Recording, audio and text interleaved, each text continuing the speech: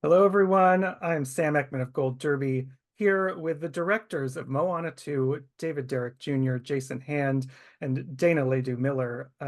This film is actually quite unique because the story began its life with the idea for a series, and then you had to switch gears totally, go into feature film mode. And I'm curious, what was the biggest challenge about that process when you found out you'd have to morph this long form story into a film? Mhm. I'll start.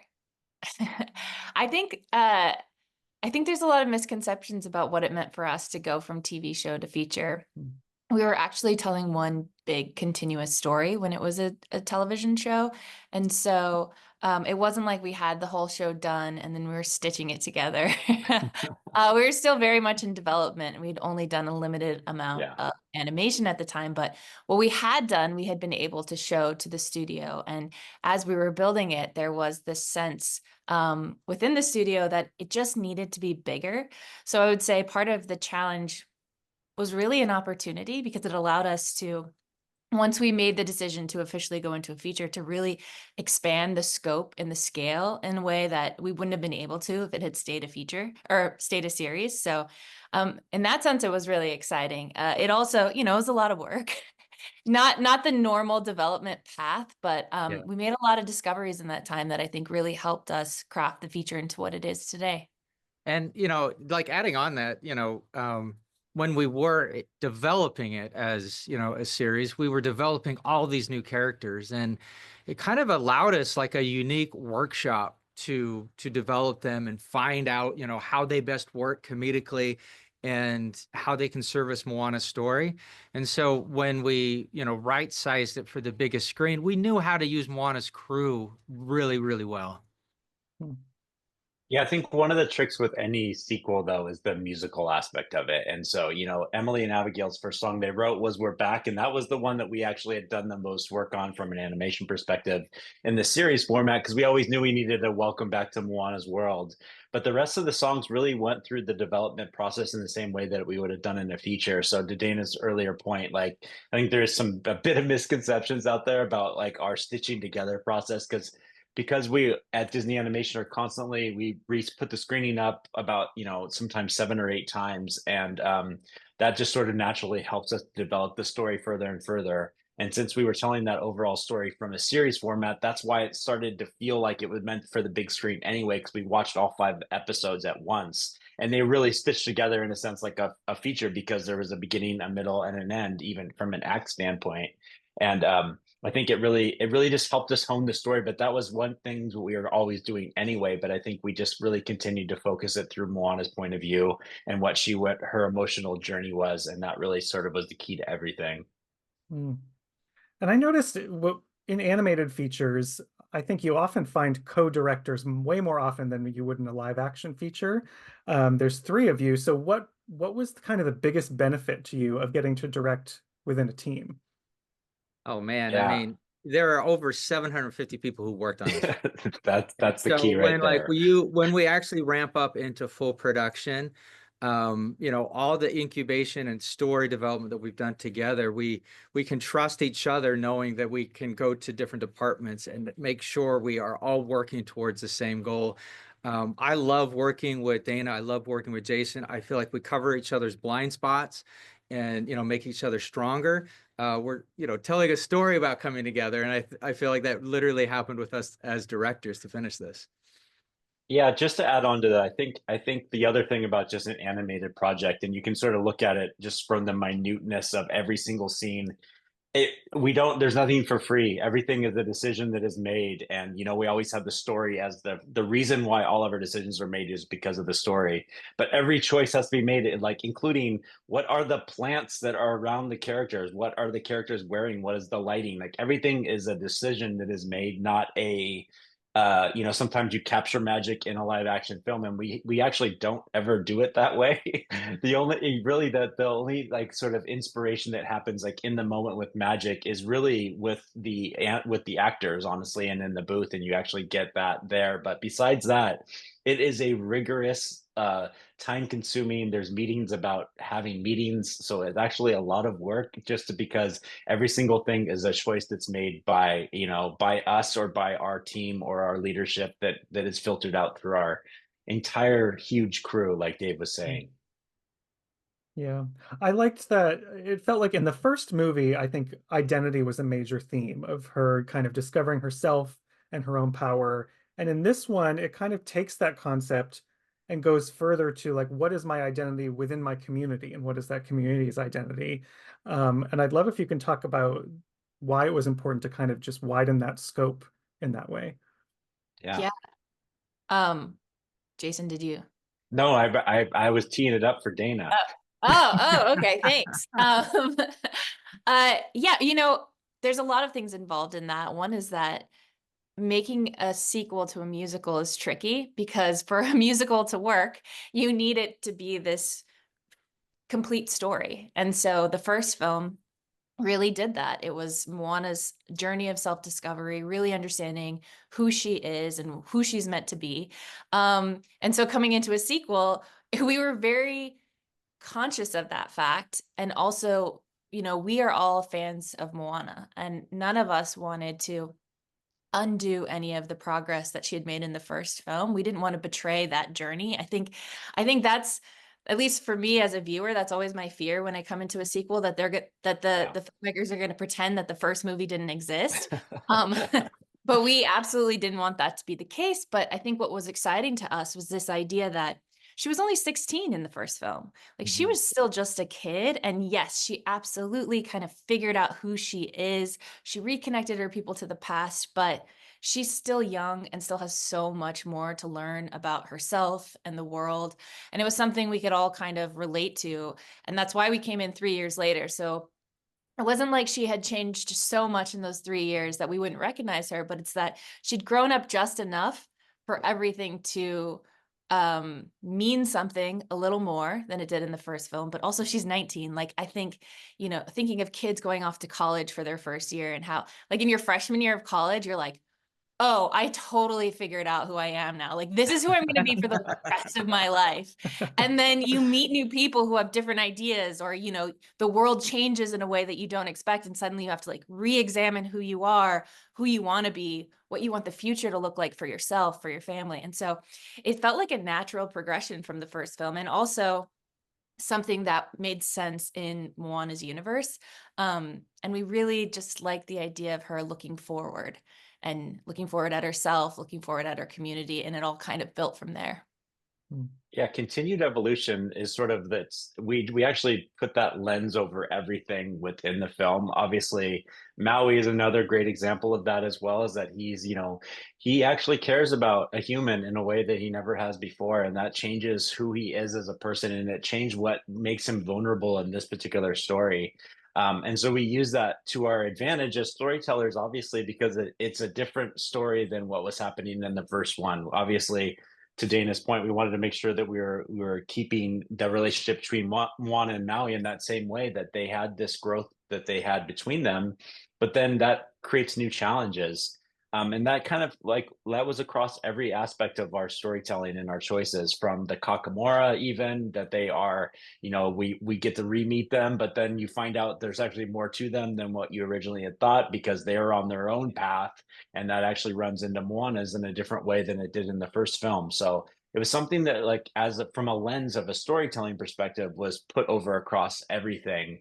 And my mom told me this one thing that I always felt was important, and it sort of ties in. We all have our ways into the story, which was, she felt like she lived like 4 different lives in her life, and I know I felt that myself, being like her son, a younger kid, and then growing up, becoming a husband, and having my own children, and that's like a different part of my life. So you're continually going to change in your life, and so even Moana in this one, her story is not over, in the sense that if continue forward, there's a lot more for her to discover about herself, and that's a really powerful thing to play with. You mentioned Maui, and I think one of the most moving moments for me was towards the end of the film, where Moana has been, she's in dire straits, and he has to ask the ancestors for help. And I don't know that we've seen him ever ask for help before. It's incredibly vulnerable. Can you kind of walk us through the creation of that moment? I'm smiling because it's my favorite moment. I know, me too, by the No, way, no, same. I think all of us. I mean, hearing, especially even hearing the words in Psalm 1, written by Opataya Fua'i, there is such a vulnerability and strength in calling out to the ancestors, and it's something that we always wanted to find and explore, because Maui, because he cares about someone, he is vulnerable. And we start to see sides of him that we haven't seen before. And he's been stripped of his demigod status, essentially, having all his tataus, ripped off of him. And so, yeah, for me, it's one that we all kind of really crafted together. And but for me, like the song written by Opie and Dwayne's performance is absolutely incredible. Yeah, I It love was it that it also stands right next to Chi Hu as well, which is so ridiculous and Mhm. over the top. So, from an entertainment standpoint, you have the very big over the top Maui version and then the very emotional version. Sorry, Dana, I knew you were going to jump in. No, I think that's a great comparison. When we talked about Chi-Hu and what Maui would be saying to Moana in that moment, we talked a lot about how he's like a guy who needs therapy because he can't quite get in touch with his, he's like, he wants to say the right emotional thing, but he's like Yeah. too full of himself to like get there. But once he is stripped of everything and has no, he has no tools or resources left. The only thing he can do if he wants to save his friend is to ask for help. And one of the best moments in the making of that was when we shared that scene with Dwayne, and like to talk to him through that, and something that he understood instinctually, even as this sort of in his own life being this larger than life person who so many people see as sort of the embodiment of strength, um but to understand that asking for help is so hard, um and that it's not something that comes easily to most of us, but especially those of us who are perceived to be strong in one way. But I think it speaks to Maui's growth and a new form of strength that he's developing, in that he cares enough about someone else to give up his pride, to give up his ego, and to ask for help. And I think that's a lesson I think all of us could use sometimes. Yeah. And the animators did a beautiful job with the performance. The nuance of Maui's expression work, I think, is some of the best I've ever seen. Yeah, there's a particular moment after Moana, is alive and sees her own tatau on her arm, and then looks at Maui and she realizes that his are gone, and he just does this expression. I remember Dana was really pushing on this to make this work, and I really appreciated it because he just does this thing where he's like, well, you know what, it was worth it for me. I'm happy with myself right now, even though he's completely stripped to a human, back to who, without any of his tataus, without any of his powers. And in that moment, because he does that, I think he really earns it, at least for me, as an audience member and a part of the film that I love so much, is when he does that. And then right afterwards, his hook is, brought, the ocean brings him his hook and his tataus come back and we see Mini Maui. And I feel like he earns it because he's like, it was worth it because you're still here. And I think that was really powerful. I think it's one moment of many examples that showcases the way that Pacific Islander cultures are woven into the story and are really, vital to the telling of this story. What was the process of going through and weaving in those cultures into this piece? The first film really established a meaningful way that we would work with all of our consultants.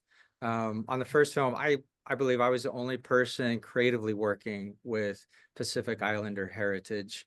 And then on this, continuing story, having Dana, who's Samoan, having Bryson Chun come on to write, Lucille Alangi, Mikhail. We had multiple people creatively involved. And then we also have our cultural consultants. And so for us, it was actually just the way we developed the story. It wasn't develop the story and then check it with cultural consultants. We actually just worked on it back and forth with them, would build it. they would course correct us or give us new ideas. And then we would bring our own kind of like personal elements that were like very important to us. But the thing I love is it was absolutely woven into the process and not something that was added later.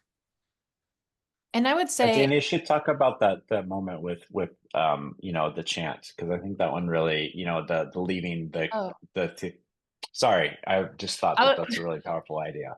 thanks. Yeah, thanks. You mean at the end of the first act when Moana Yeah. sleep? Yeah.